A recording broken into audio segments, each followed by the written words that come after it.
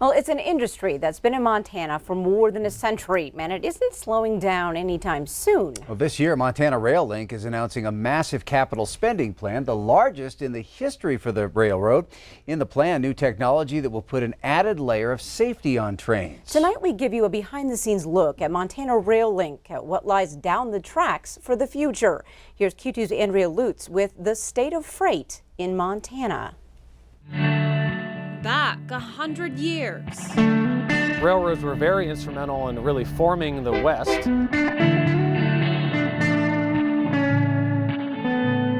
Montana, with its big sky and wide open space, was just waiting to be discovered, traveled, and so it began. The national parks, including Yellowstone and Glacier National Park, were formed largely in part due to the railroads.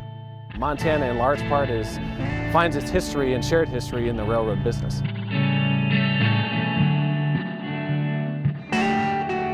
Today, the rail business and Montana Rail Link go hand in hand. This isn't your 1800s railroad anymore. Technology evolved. On the grounds of the largest ladder yard in Montana, big machines are moved with the ease of a thumb. Stand at the end and you have a little remote and you run it. And much like that locomotive there, you can run that locomotive from a long ways away. Mark Turner's a general foreman. EMB SD40-2, it's the model of the locomotive. 50 locomotives come to this rail yard a day. Take a look at how it's built. But for the first time, our cameras are invited inside the driver's seat of a Montana Rail Link train. Basically, you have direction, throttle, and brakes. Giving us a better idea of how massive and precise the industry is. It's a lot of work and a lot of learning and a lot of time put in to become a good locomotive engineer. Running a train on a track is cost-effective and efficient. In comparison to the trucking industry, a train can haul 1 ton of freight 500 miles on a single gallon of diesel fuel. It's a lot of trains, a lot of freight. Laurel operates like a grid. 24 trains come in a day. 12 go east, 12 go west. To put it mildly, there's a lot going on.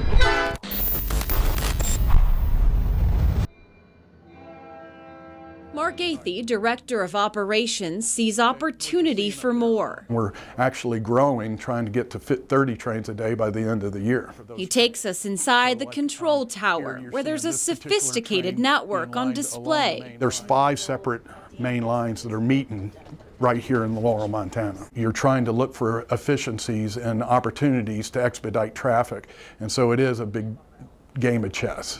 Train masters and mechanical foremen working together as a team to build a train and depart it through the terminal.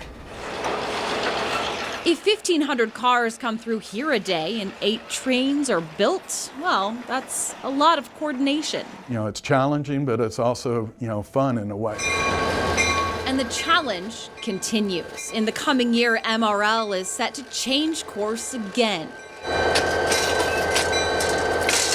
pumping $95 million of new technology into their product and into our state. This year will be the highest we've ever spent, the biggest number we've ever spent at Montana Rail Link in our history. Set to install something called positive train control. It can overpower a train remotely and even stop it automatically before a crash. Centralized train control will allow a dispatcher in Missoula to monitor a train in Billings and align switches in an instant. It certainly is an evolving business. In the late 1880s, people think that trains are kind of stuck in that technology. And yes, the physics of steel on steel is very much the same, but everything else has drastically changed. So we're looking towards the future, and it's anything but that technology from the 1880s.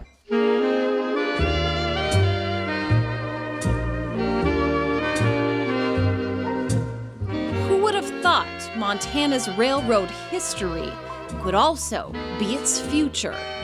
I see a very long glide path for railroads in Montana, and at Montana Rail Link, we're certainly going to be a part of that, and we're putting in the necessary dollars every year to make sure we are part of that. In Laurel, Andrea Lutz, MTN News. And Andrea says something else to think about. Montana's not just a pass-through state for goods and commerce. Montana Rail Link delivers plenty of goods to customers right here in Montana. It serves about 250 customers in Montana, 53 of which are here in Billings alone.